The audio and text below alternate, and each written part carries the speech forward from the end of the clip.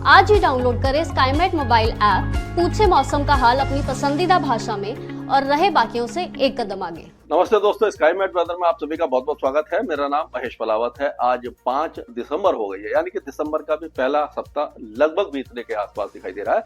और बड़ा अपडेट ये है कि जो नवंबर का महीना था वो सामान्य से ज्यादा गर्म रहा और मौसम विभाग का भी ये पूर्वानुमान है और हमारा स्काईमेट की तरफ से भी यही पूर्वानुमान है कि दिसंबर के महीने में भी सामान्य से ज्यादा ठंड, मतलब सामान्य ठंड नहीं पड़ेगी। जो टेम्परेचर है वो सामान्य से ज्यादा बने रहेंगे, यानी 1-8 डिग्री ऊपर रह सकता है, कुछ मतलब पॉइंट्स में भी ऊपर रह सकता है। अलग अलग जगह पर अलग अलग का तरह का जो अबव नॉर्मल टेम्परेचर देखने को मिलेगा। यानी कि हम कह सकते हैं कि जो कड़ाके की ठिठुरन भरी सर्दी दिसंबर के महीने में दिखाई देती थी वो लास्ट में जाकर के दिखाई देगी, लेकिन उतनी सीवियर सर्दी नहीं पड़ेगी जैसे कि शुरुआत में आपने देखा होगा कि जैसे ही मानसून गया था तो व्हाट्सएप पे बहुत ज्यादा खबरें आ रही थी।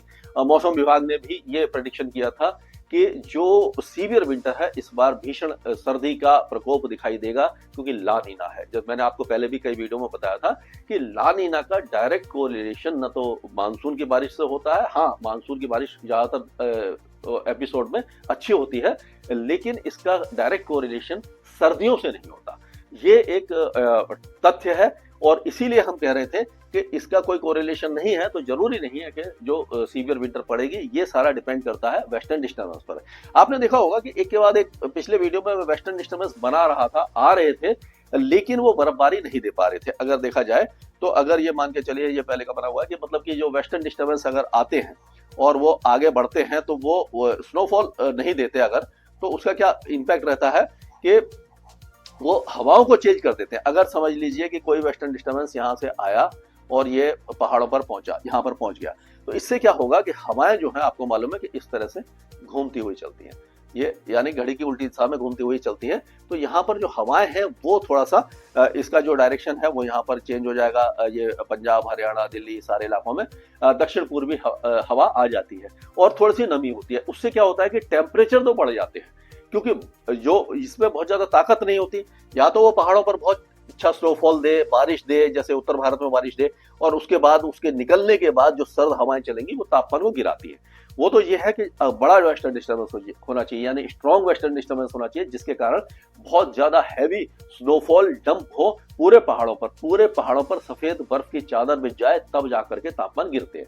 लेकिन ये जो वेस्टर्न डिस्टर्बेंस आ रहे थे ये फायदा की जगह नुकसान ये कर रहे थे कि ये हवाओं को तो बदल रहे थे जिससे कि मिनिमम टेम्परेचर बढ़ जाते थे, लेकिन इसका जो असर है वो ये दिखाई दे रहा था कि बारिश नहीं हो रही थी और तापमान नहीं गिरते थे। लेकिन अब जो वेस्टर्न डिस्टर्बेंस आने वाला है जो 7 तारीख को रात को पहुंचेगा, जो मैंने ये मैप में जो बना रखा है, तो उससे अगर देखेंगे हम तो उसके कारण क्या होगा कि हवाएं तो बदलेंगी, उसके साथ साथ क्या होगा कि बहुत हैवी स्नोफॉल होने की संभावना नजर आ रही है। ये वेस्टर्न डिस्टर्बेंस अब यहाँ पर पहुंचेगा तो अच्छा स्नोफॉल पूरे पहाड़ों पर होगा। 7 तारीख से गिलगित बाल्टिस्तान, मुजफ्फराबाद में शुरू हो जाएगा।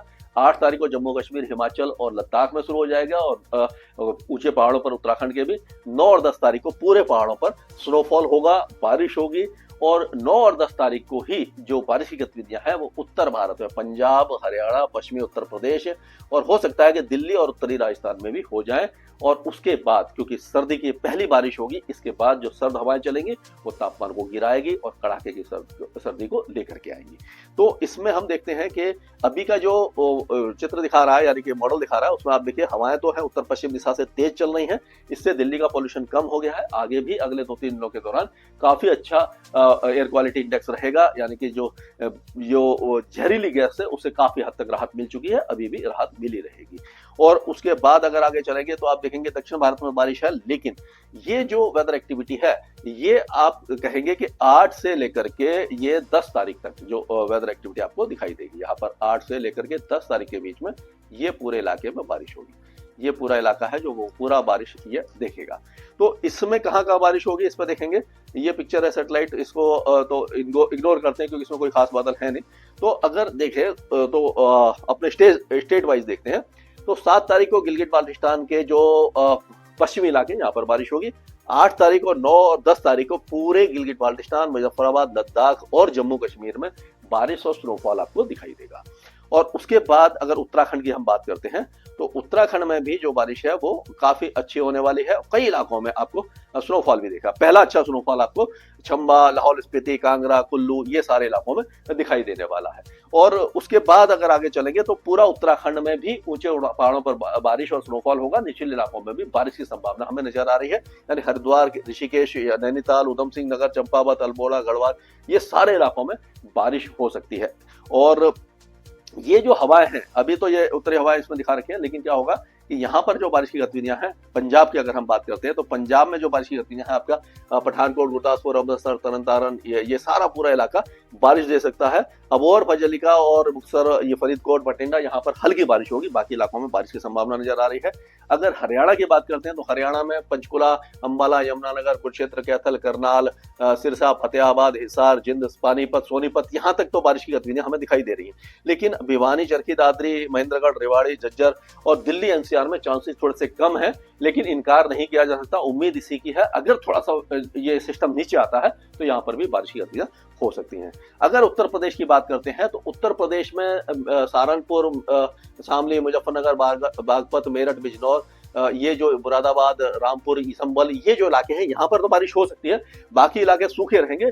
लेकिन क्या होगा कि 9-10 तारीख को एक नया साइक्लोनिक सर्कुलेशन यहाँ पर बन जाएगा। इस जगह पर अगर बनता है पूर्वी उत्तर प्रदेश और जो ये आपका बिहार है यहाँ पर अगर बन जाता है तो उसके कारण क्या होगा कि यहाँ पर ये जो बारिश की गतिविधियां हैं ये आपके इन सारे इलाकों में भी हो सकती है। ये देवरिया और गोरखपुर में भी हो सकती है, अम्बेडकर नगर, गाजीपुर, सुल्तानपुर, प्रतापगढ़, चित्रकूट, कौशाम्बी, इलाहाबाद, मिर्जापुर, सोनभद्र, चंदौली, वाराणसी, प्रयागराज ये सारे बलिया वगैरह में यहाँ पर भी बारिश की संभावना हमें नजर आ रही है। और उसी तरह से बिहार के भी कई इलाकों में बारिश की गतिविधियां रहेगी। अगर गोपालगंज, मुजफ्फरनगर, सिवान, सारण, वैशाली, बक्सर और ये रोहतास, भोजपुर, अरावल, औरंगाबाद, गया, जहानाबाद, नालंदा, शेखोपुरा ये सारे इलाकों में बारिश की संभावना दिखाई दे रही है। उत्तरी इलाकों में चांसेस कम दिखाई दे रहे हैं। झारखंड की बात करें तो पूर्वी झारखंड में कोडरमा और पलामू, गरबा, चतरा, लातेहार, लोहारदगा, गुमला, सिमडेगा ये जो इलाके हैं, रांची, खुंटी यहाँ पर बारिश हो सकती है, बाकी इलाकों में चांसेस कम है। और उसी तरह से पश्चिम बंगाल में भी चांसेस कम दिखाई दे रहे हैं, लेकिन गंगे पश्चिम बंगाल में हल्की बारिश की संभावना हमें नजर आ रही है। अगर देखा जाए तो इस अगर मॉडल से हम देखते हैं तो आप देखिए यहाँ पर अगर हम देखें तो ये आप देखिए कि बिहार के कुछ इलाके हैं, झारखंड के हैं, लेकिन पश्चिम बंगाल ज्यादातर इलाका सूखा है और पूरा उड़ीसा, छत्तीसगढ़ ये सारे इलाकों में बारिश की गतिविधियां आपको दिखाई देती रहेंगी। तो अब और आगे चलते हैं हम, जैसे पूर्वोत्तर राज्यों की बात करें तो यहाँ पर तो मौसम साफ रहेगा। और ये थोड़ा सा पहले से बना हुआ है, इसको मैं हटा देता हूँ क्योंकि पहले का जो टेम्परेचर वगैरह बनाए थे वो थोड़ा सा रह गया है, तो इसको हटा देते हैं। तो यहाँ पर राजस्थान में लग रहा है कि गंगानगर और हनुमानगढ़ में बहुत हल्की बूंदाबांदी, हल्की बौछारें पड़ सकती है, बाकी इलाके सूखे रहेंगे। लेकिन 9 तारीख से ही यहाँ पर गंगानगर, बीकानेर, जैसलमेर, जोधपुर, बाड़मेर और 10 तारीख को पूरे इलाके में टेम्परेचर गिरेंगे, उत्तरी हवाएं चलेंगी। 10-11 तारीख को काफी अच्छी सर्दी शुरू हो जाएगी। और उसी तरह से अगर देखें तो ये अगर पूरा जो उत्तर मध्य प्रदेश है यहाँ पर भी जो सर्दी है वो ऊपर के इलाकों में रहेगी, बारिश नहीं रहेगी। लेकिन मध्य प्रदेश के जो पूर्वी इलाके हैं, रीवा, सतना, सिद्धि, सिंगरौली और उमरिया, कटनी, दमोह, जबलपुर, पन्ना, नरसिंहपुर, सिहोनी, बालाघाट, डिंडोरी, अनूपपुर ये जो इलाके हैं यहाँ पर बारिश की संभावना 9-10 तारीख को हमें दिखाई दे रही है। उसी तरह से छत्तीसगढ़ के ज्यादातर इलाकों में बारिश होगी, कहाँ ज्यादा होगी कहाँ कम होगी ये तो मुश्किल है, लेकिन हाँ छत्तीसगढ़, पूरा छत्तीसगढ़ कहीं ना कहीं हल्की से मध्यम बारिश की गतिविधियां देखता रहेगा। और अगर उड़ीसा की बात करें तो अंदरूनी उड़ीसा जो है, जरसगुड़ा, सुंदरगढ़, बारागढ़, संबलपुर, बालांगीर, नुआपाड़ा, कांदाहांडी, कंधमाल ये जो इलाके हैं यहाँ पर बारिश होगी। कोस्टल एरियाज में बारिश नहीं होगी 9-10 तारीख को। और उसी तरह से गुजरात पूरी तरह शुष्क रहेगा। 10-11 तारीख से यहाँ पर टेम्परेचर गिरेंगे, सर्दी थोड़ी सी बढ़ जाएगी।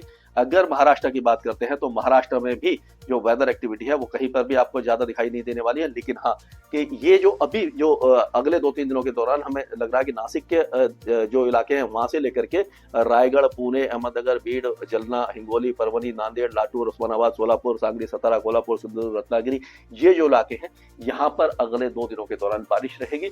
उसके बाद 9-10 तारीख को हो सकता है कि नागपुर, भंडारा, गोंदिया, चंद्रपुर ये जो इलाके हैं यहाँ पर भी हल्की बारिश हो जाए। मुंबई में बारिश के चांस नहीं है, लेकिन जो बादल वगैरह छा सकते हैं।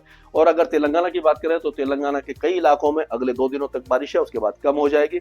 उसी तरह से आंध्र प्रदेश के ज्यादातर इलाकों में बारिश है, रायलसीमा में ज्यादा बारिश होगी।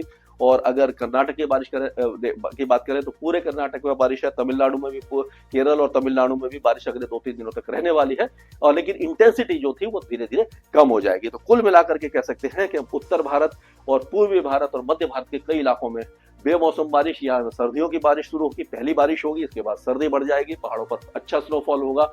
तो कुल मिलाकर के ये कहा जा सकता है कि पूरे देश का मौसम बदलने वाला है। इस पर हम नजर रखे हुए हैं और आपको लगातार इसका अपडेट देते रहेंगे। स्काईमेट वेदर में अभी के लिए इतना ही। मौसम से जुड़ी सटीक जानकारी और खबरों के लिए हमारे YouTube चैनल को सब्सक्राइब करें और बेल आइकन दबाकर हर खबर पर रखें नजर।